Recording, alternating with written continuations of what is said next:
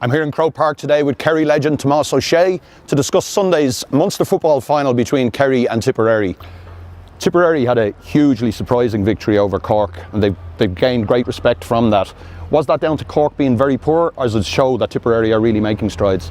I think it was a mix, Roy. I think a lot of people expected Tipperary to lose because they had lost so many players to hurling. Colin Reardon has gone to Australia.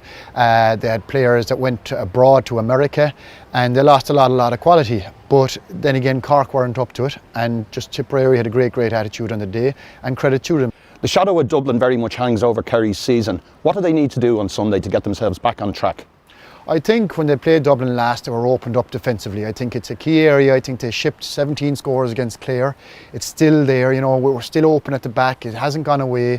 Same thing happened in the league final where they powered past us. So it is a cause of concern for Kerry, but it's something that they'll have to work on, and it's something that they'll have to work on Sunday. Hopefully we'll see an improvement there. There's an interesting contrast. 7 of the Kerry team who played Dublin were over 30. 7 of the Tip sides who beat Cork were under 21. Will Tip look to exploit that perhaps? They will, I'd say. There's a lot of people saying that we don't have the mobility around the middle of the field that other Dublin in particular have. I think, look, a lot of people are talking about all the players that Tipperary have lost. They're still starting with 7 under 21s from last year. Liam Kearns is a guy who's not afraid to take on the big teams. He nearly beat us in 2004 with Limerick. So he'll be coming down with a team, and they will not be afraid of Kerry. They will go at Kerry hard enough. But I still think Kerry have too much quality for them, and I think they won't hurt Kerry as much as I think they will. Kerry have some of the greatest players that have played the game. They're in the autumn of their careers now. People like your brother Mark, Colin Cooper, they didn't want to go out on the low of last year. How motivated are they as a consequence of that? It's fantastic to see. They've been around, they've done everything, they've won, they've lost. The hunger is still there, and they want to be fit, they want to be bouncing off the ground.